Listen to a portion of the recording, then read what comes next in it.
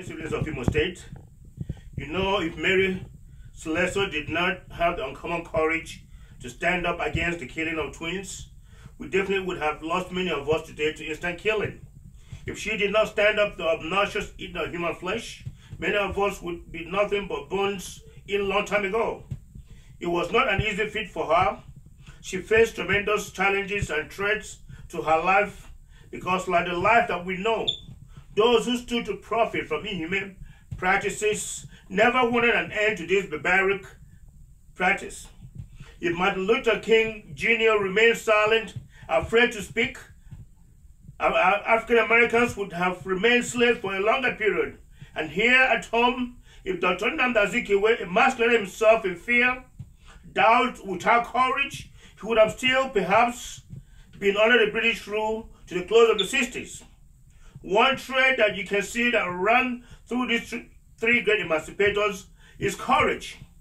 Jesus Christ was equally courageous to defy a whole generation of Jews.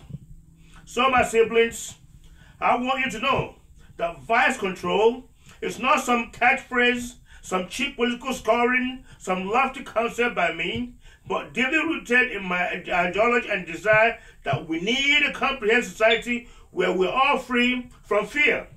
I sincerely believe vice will unravel and destroy as a people if we do not destroy vice and destroy it completely. I have seen the big bold handwriting of diabolism, the anger and malice it stirs, and it's very problematic. And if I do not intend to leave any problems unconfronted, no matter how small, no matter how cumbersome, I will address diabolism in Imo State. Here in Africa, the country of Swaziland has enforceable laws against witchcraft. The British government, as far back as 1592, enacted the Witchcraft Act, which made it unlawful to be a witch in Britain. It was even punishable by death. Many states in the USA to have laws in the books that criminalize witchcraft. Saudi Arabia has even gone further to create special police units to fight this dark force. While I must admit that the advancement of liberty calls for a more humane, less stringent approach to some human problems, the moral and social imperative to refine our conducts, eradicate fear, cannot be forfeited, cannot be deferred, cannot be trivialized or treated with laissez-faire. Diabolism is a war we must fight, and fight we must win. All lives matter to me, no matter how weak or strong, no matter how rich or poor. And no one challenge of any kind is neither disposable nor expendable. I intend to protect even the lives of unborn babies. If a newborn child is killed in Imo State, we ought to demand explanation, because witchcraft and other diabolic practices constitute a present and grave danger to our existence and our coexistence. Today, many of us have almost abandoned our village roots because of both imagined and real fear of diabolism. Many are living on the fringes of sanity and insanity, almost emasculated, while the rest of us have isolated ourselves from others. This forced response to evident fear to life erodes our progress and communal life, and I will not accept it. On the other hand, it's our due responsibility to protect innocent and accused. False allegations and reckless utterances are ancillaries to the problems facing us as a people. Today, many people wake up and fabricate things to tarnish others' names, and it is creating a lot of conflict everywhere. Reckless, irresponsible statements cause conflict among brothers and sisters. Conflicts lead to anger and resentment, and these many times lead to revenge. So, my siblings, you see the problematic nature of these things. To unite our people, we must impose some kind of penalties on falsehood, on frauds in the village. At any time one deliberately sells land he or she knows very well does not belong to him, it will be a crime against the state and not just a civil action. After all said and done, the state will pick up the cases and pursue the citizens for fraud. The message that you are not alone when you are a victim of fraud and other crimes. The state will fight for you, and that's the message. The past 2 decades, we have clearly sacrificed self-restraint and sensitivity, embraced foolishness and greed as a way of life. Even me, have come into my village and faced unnecessary innuendos and fabrications. And the natural tendency is to strike out, but always, the good Lord has always disarmed me. So siblings, we will now observe and respect the borderlines between our freedom of speech and maliciousness, between our freedom of speech and provocation, and between our freedom of speech and defamation. I will encourage civil actions against these unwarranted and false name callings. We must curb this habit and do so for our own good, because it is dividing us, it is splitting us, it is causing a lot of conflict in the village. Many of us are running away from being our brother's keepers because being kind is no longer rewarding, but opens the door to malicious accusations. I will ensure we sort through good and bad, appreciate the goodness from one another, and not discourage generosity with slander of persons. There was a time we only heard of witchcraft in Calabar and places like Warri and Benin, but now it has become so prevalent among our citizens across the nation, almost like a newfound religion, and it has no known social and spiritual utility. Even children as young as 2 are constantly initiated into this dark, unsavory, and ungodly practice. My siblings, initiating any child born in Imo State into witchcraft is child abuse, is a crime, and I will enact a new law with stiffer penalties for those culpable of this act. Also, initiate any citizen without their express consent will carry steep penalties, including seizure of property. Above all, no one living inside Imo State will be allowed to practice witchcraft, period. I will completely abolish it in the state and create a very strong investigative agency like Saudi Arabia is doing to root out this incubus. Suspects will no longer be physically assaulted either by police or the citizens. We cannot commit crimes trying to prevent crime. So the idea of lynching anyone who is accused or alleged is done away. We do not live in the jungle. Consequently, jungle justice will be a major crime in Imo State. It is repulsive and equally ungodly.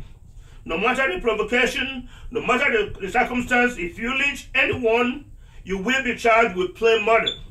It's about time we allow decency and justice to reign and take their due course. Diabolism has reached a pandemic level in our society and poses the greatest danger and obstacle to our collective progress. Men and women reach for it so recklessly, to settle disputes, to win opposition, and for power struggle over hot egos. Women against women, and even youth have been sucked into it. A young man or woman aspires to be rich, and he or she devises ways to use their parents or other siblings. Workplace arguments are settled with diabolism. It is everywhere and in everything these days, and is profoundly harmful to us as people. It must be stopped, and I will stop it. The British anti-medium laws against psychics and witchcraft recognize the need to respect genuine spiritualists. They need to protect their trade and their practices, and we must equally respect those seeking healing, those seeking answers to their problems, those seeking even success, as long as no bloods are shed and no one is harmed. The sanctity of life must be holistically honored. It must ever be our eternal uncompromising benchmark. So siblings, it is my goal to recognize diabolic harm as legal harm and seek justice for perpetrators. Whether you use a knife or use diabolic means to harm others, you have committed the same crime. This is not without thorough investigation. Whether you are sleeping with a young girl and leaving her with maggots in her private part so you can run to Malaysia and Indonesia to be rich, my government will find you and bring you back home to face justice. My government, will not sit and deny the existence of dark forces. They exist, they are harmful to us, and anything that is harmful to society is unlawful, problematic, and must be curbed. Far too often, we allege deaths by poison, and nothing is done to verify allegations and suspicions. But that will change under my administration. Men and women live with defamation for the rest of their lives, and some are true. If in 1961, Clayton Taylor, the 12th President of America, who died in 1850, was dug out from his grave after 141 years to test his body for any signs of poison.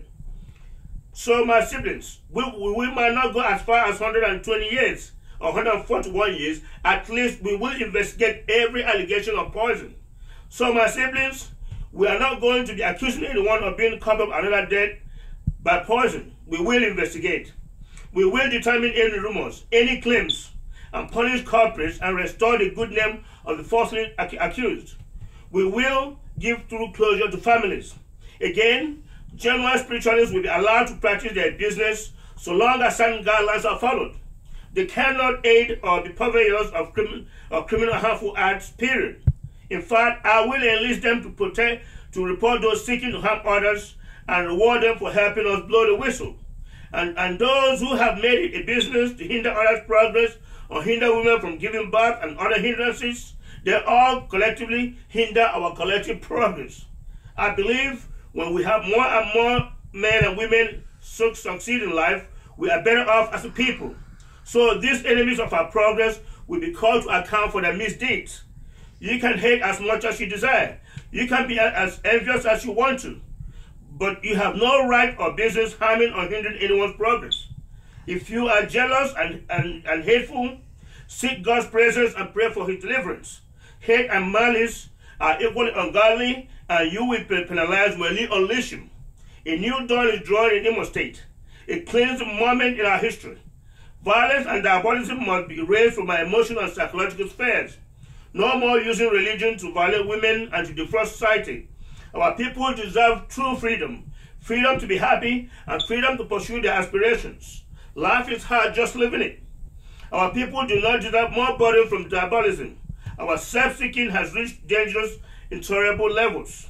A new moral and social reawakening is necessary, and by God's grace, it will come. Thank you, and may God bless you.